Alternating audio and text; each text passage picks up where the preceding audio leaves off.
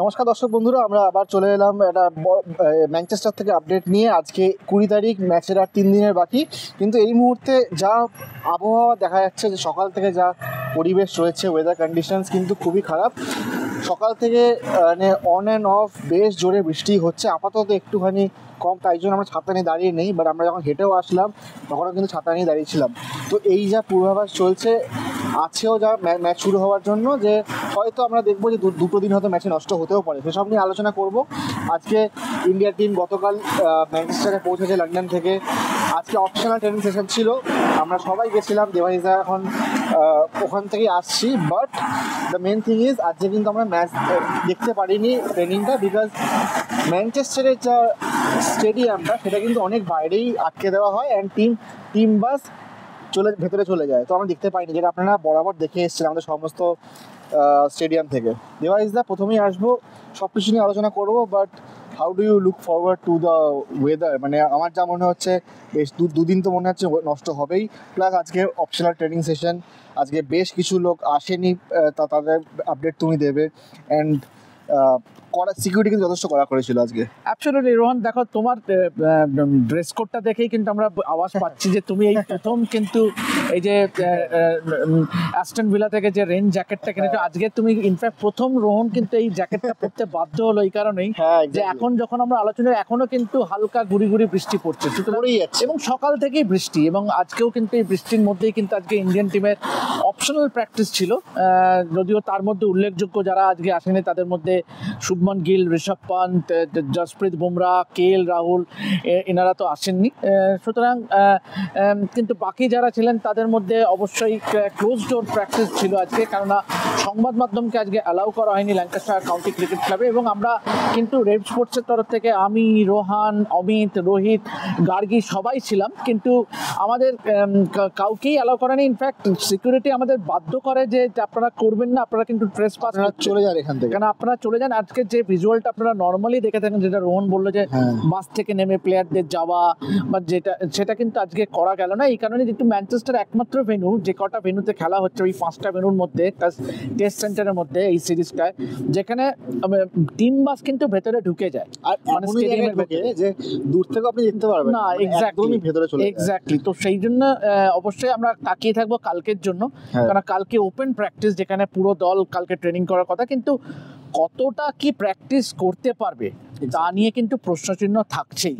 এই কারণেই যেভাবে বৃষ্টি পড়ছে, এবং যথার্থ কারণেই কিন্তু ম্যানচেস্টারকে রেনচেস্টার বলা হয়, এবং যেভাবে বৃষ্টি হচ্ছে এবং যে পূর্বাভাস আছে শনিবার এবং রবিবার, অর্থাৎ চতুর্থ এবং পঞ্চম দিন ম্যাচের কিন্তু বৃষ্টির একটা পূর্বাভাস আছে। এবং রীতিমতো রোহনকে আবারও ছাতা খুলতে হলো, এই কারণেই যে কথাটা বলছিলাম যে বৃষ্টির কিন্তু একটা পূর্বাভাস আছে। সুতরাং ম্যাচটি কিন্তু বৃষ্টিতে ভেস্তে গেলে কিন্তু অবাক হবার থাকবে না একদমই। তবে পাশাপাশি যদি অনুশীলনের দিকে যদি আমরা নজর দিই, অবশ্যই রোহন, যেটা সব থেকে এই মুহূর্তে ভারতীয় দলের চিন্তার বিষয়, সেটা হলো যে বোলিং। কেননা আপনারা নিশ্চয়ই জানেন যে অর্শদীপ সিং কিন্তু যেখানে বেকেনহামে যে ইন্ডিয়ান টিমের অপশনাল প্র্যাকটিস ছিল, সেখানে কিন্তু অর্শদীপ সিং এর একটি আঙুলে কেটে গেছে, এবং যার জন্য কিন্তু তিনি অনিশ্চিত বললেও, মানে অনিশ্চিতই বলবো, কেননা অর্শদীপ নেই। গোদের ওপরে বিস্ফোরা আকাশদীপ সিং, যিনি এজবাস্টন টেস্টে 10টা উইকেট নিয়ে ম্যাচ জিতিয়েছিলেন, তিনি আবার গ্রয়েন এবং ব্যাক ইঞ্জুরির জন্য অনিশ্চিত। মানে ভেরি আনলাইকলি যে যদি এই দুজনের মধ্যে, অর্শদীপ তো নেই এবং আকাশদীপেরও কিন্তু খেলা নিয়ে প্রশ্নচিহ্ন আছে। অ্যান্ড অলসো মোহাম্মদ সিরাজ, যে কিনা কনস্ট্যান্ট খেলে গেছে, তার ওপর কিন্তু ওয়ার্কলোডটা বড্ড বেশি পড়েছে। অবশ্যই জসপ্রীত বুমরা হয়তো এই ম্যাচটা যদি খেলা হয়, এবং বলতে বলতে এমনই জোরে বৃষ্টি চলে এলো যেখানে ছাতাও হয়তো মানবে না, আমার পা ভিজে যাচ্ছে। তো এই ওয়ার্কলোড তো অবশ্যই থাকবে। অ্যান্ড এসবের মধ্যেই আনশুল কাম্বোজকে নিয়ে বেশ কিছু চাঞ্চল্য সৃষ্টি হয়েছে সংবাদ মাধ্যমে, সেটা যদি আপডেট। এক্স্যাক্টলি, আজকে আনশুল কাম্বোজ, আজকে রবিবার, আজকে সন্ধ্যেবেলায় তিনি ম্যানচেস্টার চলে আসছেন, এবং আশা করা যায় আগামীকাল যে অনুশীলন তাকে কিন্তু দেখতে পাওয়া যাবে। এবং আনশুল কাম্বোজকে নেওয়ার কিন্তু দেখুন অনেক সমালোচনা হয়েছিল যখন আনশুল কাম্বোজকে প্রাথমিক দলে রাখা হয়নি। মানে যে স্কোয়াডটা যখন অ্যানাউন্স করেছিল, অনেকে এক্সপেক্ট করেছিল যে ধারাবাহিকতা তিনি দেখিয়েছেন ঘরোয়া ক্রিকেটে, তাতে কিন্তু 74টা উইকেট ঘরোয়া ক্রিকেটে এই মরশুমে নিয়েছেন হরিয়ানার বোলার, এবং রীতিমতো আশাপ্রদ পারফরমেন্স করেছেন। এবং এখানে যে ইংল্যান্ড লায়ন্সের সঙ্গে যে দুটি অনুশীলন ম্যাচ ছিল তাতেও কিন্তু 5টি উইকেট নিয়েছিলেন। সুতরাং অনেকেই মনে করেছিল যে আনসুল কাম্বোজ কিন্তু দলে থাকবে, কিন্তু তিনি ছিলেন না। কিন্তু প্রথম সুযোগেই কিন্তু নির্বাচকরা তাকে নিয়ে নিল, কেন তারা কোনো ঝুঁকি নিতে চাইছেন না, যেহেতু অর্শদীপের ইঞ্জুরি। আকাশদীপ এখনও আমরা জানি না যে আকাশদীপ আদৌ খেলতে পারবে কিনা। যেটা রোহান বলল যে সিরাজের ওয়ার্কলোড, জসপ্রীত বুমরা একার উপরে কিন্তু কতটা কি, অবশ্যই তিনি মানে স্পেয়ার একটা করবেন বোলিং অ্যাটাক। সুতরাং এই সব নিয়েই কিন্তু যে bowling attack, bowling will be a concern Rohan, কেননা আপনাকে কিন্তু এই আরও তাগিদটা এই কারণে যে ইন্ডিয়াকে ম্যাচটা জিততে হবে। একদমই তাই। আমরা এখন সিরিজে সবাই আমরা পিছিয়ে রয়েছি, 2-1 পিছিয়ে রয়েছি, এবং যা সিচুয়েশন রয়েছে আমার কিন্তু একটা ব্যক্তিগতভাবে মনে হচ্ছে খেলা 2 দিন নষ্ট তো হবেই। অ্যান্ড যদি ম্যাচটা ড্র হয়ে যায় তাহলে কিন্তু আবার সেই পরের টেস্টটা হয়ে ওভার টেস্টটা হয়ে যাচ্ছে ভাইটাল।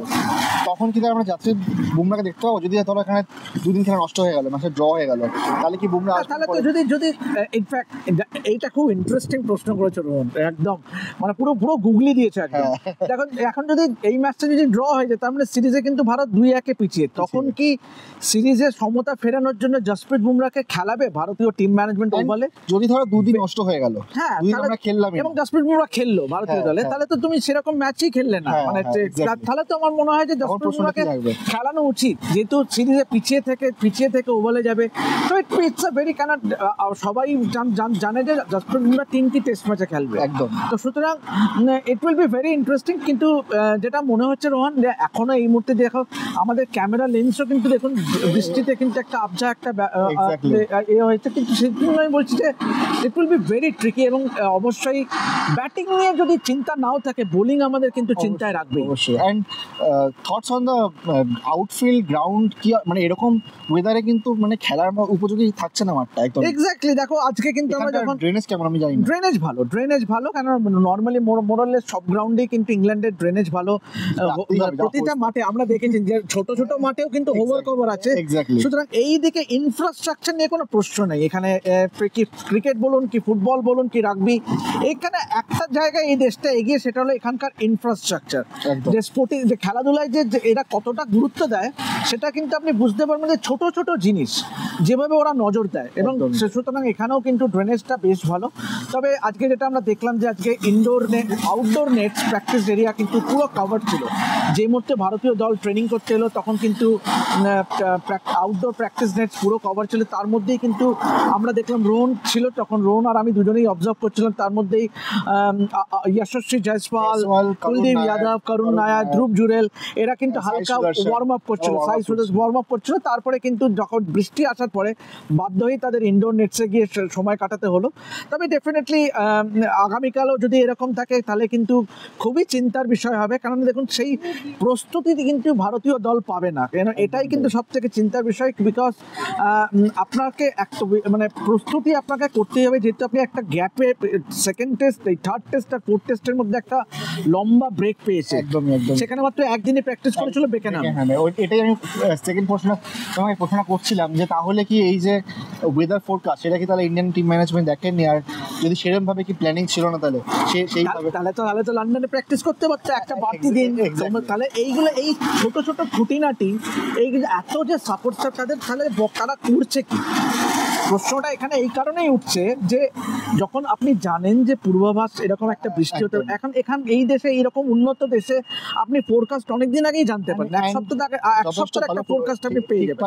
তো আপনাকে সেরকম করে প্ল্যানিং করতে হবে, সেরকম প্রিপেয়ার করতে। আপনি লন্ডনে 4 দিন 5 দিন থাকলেন, ওখানে মাত্র একদিন প্র্যাকটিস করলেন, এখানে একটা দিন আপনার প্র্যাকটিসে আপনি বলতে গেলে ভেস্তেই গেল, কিছুই হবে না। ইনডোরে প্র্যাকটিস এবং আগামীকাল যদি বৃষ্টির জন্য কোনো কারণে যদি ভেস্তে যায় প্র্যাকটিস, আর ইনফ্যাক্ট আপনাদের আপডেট দিয়ে রেখে আগামীকাল সকালে ভারতীয় দল ট্রেনিং করবে।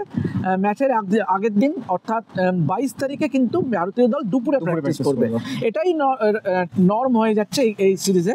তো ডেফিনেটলি রোহন খুব ভ্যালিড যে যদি আগামীকালও যদি বৃষ্টিতে যদি প্র্যাকটিস ক্যান্সেল হয়, তাহলে কিন্তু সেই অর্থে তো প্রস্তুতি না, মানে লিটারালি একদিন তুমি ট্রেনিং করে তুমি চলে মাঠে নামবে। অ্যান্ড যতই হোক নেট সেশনে, ইনডোর নেট সেশন কিন্তু কখনোই তোমার মাঠের ফিলিংসটা দেবে না, বিকজ রানারটা ছোট থাকবে ইনডোরসে। এক্স্যাক্টলি। অ্যান্ড কন্ডিশনস ডিফারেন্ট থাকবে। তো বলা যেতে পারে আজকেরটা জাস্ট নিয়ম রক্ষা প্র্যাকটিস, হয়তো হ্যাঁ তারা ফিজিক্যালি ফিট থাকবে, থাকবে, লাইন লেন্থ তারা বুঝতে পারবে, বাট কখনোই আউটডোর অ্যান্ড ইনডোরের প্র্যাকটিসের মধ্যে কম্প্যারিজন হবে না।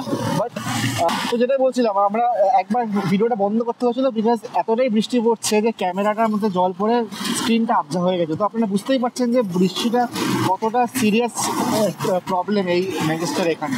যেভাবে শেষ করার আগে একটাই প্রশ্ন থাকবে তোমার কাছে, যে বোলিং যেহেতু তোমার সেরকমভাবে প্র্যাকটিস হচ্ছে না, চান্সও দেখছি না, how do you see Indian bowling line up firing Manchester টেস্টে যদি খেলাটা হয়, এটা বলে তুমি শেষ করো। অবশ্যই যে রোহন, আবারও সেই বলতে হয় যে জসপ্রীত বুমরা এবং মোহাম্মদ সিরাজের উপরেই কিন্তু সিংহভাগ গুরু দায়িত্ব থাকবে। কেননা দেখো, বুমরা আমরা জানি যে হেডিংলিতে প্রথম টেস্টে 5টি উইকেট নিয়েছিলেন, এবং তারপরে তাকে এজবাস্টনে বসানোর পরে লর্ডসেও কিন্তু ভালো বোলিং করেছিলেন, লর্ডসেও 5টি উইকেট আছে। সিরাজ সিরাজও কিন্তু এজবাস্টনে আকাশদ্বীপের 10 উইকেট, সিরাজ ওরকম অনবদ্য স্পেল। তো কিন্তু ব্যাপার হচ্ছে যে যদি আকাশদ্বীপ কোনো কারণে খেলতে না পারে, তৃতীয় পেসার কে হবে? That is the big question. তৃতীয় পেসার কে হবে আকাশদ্বীপ যদি না খেলতে পারে? কেন আকাশদ্বীপ হ্যাজ স্টেপড আপ, দায়িত্ব নিয়েছে যে বুমরা না থাকাতে ওই রকম পারফরমেন্স, এজবাস্টনে 10টা উইকেট। কিন্তু আকাশদ্বীপ আমরা জানি যে লর্ডস টেস্ট ম্যাচের সেকেন্ড ইনিংসে পিঠে এবং গ্রয়েনের চোটের জন্য তিনি কিন্তু এটা কিন্তু রেকারিং ইঞ্জুরি, এটা এমন নয় যে নতুন কোনো ইঞ্জুরি। এই ইঞ্জুরিটা কিন্তু আকাশদ্বীপের বহুদিনের, এবং তার জন্য তাকে মাঠ ছেড়ে বেরিয়ে যেতে হয়। সুতরাং চিন্তা একটা তো থাকবেই ডেফিনেটলি। এবারে এখন যদি আকাশদ্বীপ না খেলে তখন আপনাকে কিছুটা বাধ্য হয়ে, কেন আপনার হাতে হাওয়াতে এটাও নড়ে যাচ্ছে, আপনার হাতে বাধ্য হয়ে আপনাকে তখন আনসুল কাম্বোজকে কিন্তু খেলানো হলেও হতে পারে এই কারণে। এবং সেখানে কিন্তু এটা তার কাছেও কিন্তু একটা বড় মানে কি বলবো, একটা ঝুঁকি নেওয়া, এই কারণেই যে প্রসিদ্ধ কৃষ্ণাকে আপনি খেলিয়েছেন, কিন্তু প্রসিদ্ধ কৃষ্ণা সেরকম দাগ কাটেনি। সুতরাং অপশন কিন্তু সেই অর্থে নেই। যদি আকাশদ্বীপ যদি কোনো কারণে যদি খেলতে না পারে, you have only Jasprit Bumrah এবং মোহাম্মদ সিরাজ, এবং সেই সঙ্গে প্রসিদ্ধ কৃষ্ণা, আইদার প্রসিদ্ধ কৃষ্ণা নাহলে আনসুল কাম্বোজ। এবং অবশ্যই তখন চতুর্থ সিমার হিসেবে আপনি কি শার্দুল ঠাকুরকে খেলাবেন, who is more of a bowling allround, নাকি আপনি ভরসা রাখবেন নীতিশ রেড্ডির উপরে, যিনি কিন্তু হয়তো ব্যাট হাতে সেরকম নির্ভরতা না দেখালেও কিন্তু বোলিংয়ে কিন্তু ক্রুশিয়াল ব্রেক থ্রু নিয়েছে। সুতরাং অনেক প্রশ্ন আছে, সেগুলো আমরা জানতে পারবো রোহন আগামীকালের এবং আগামী দুদিনের প্র্যাকটিস দেখার পর। একদমই তাই, আপনারা শুনলেন আমাদের এই বিশ্লেষণটা। আজকে এই মুহূর্তে আপাতত এই ভিডিওটা এই পর্যন্তই থাকছে। অ্যান্ড প্রচণ্ড বৃষ্টি, মানে আমরা কথা বলতে বলতে বৃষ্টিটা কিন্তু তেজ আরও বাড়ছে। তো আমরা এখন ভেতরে যাবো, অ্যান্ড আরও অন্যান্য যা আপডেটস থাকবে ম্যানচেস্টার থেকে সবই দেবো। দেখে থাকুন Rep Sports Bangla. Like, share and সাবস্ক্রাইবটা করে দেবেন, কারণ শুধুমাত্র ক্রিকেট না, এছাড়া আরও অনেক নিউজ থাকছে। রাহুল কলকাতা থেকে ফুটবলের নিউজ অনবরত করে যাচ্ছে, অন্যান্য স্পোর্টসও থাকছে, আমাদের কালচার স্টোরিজ থাকছে।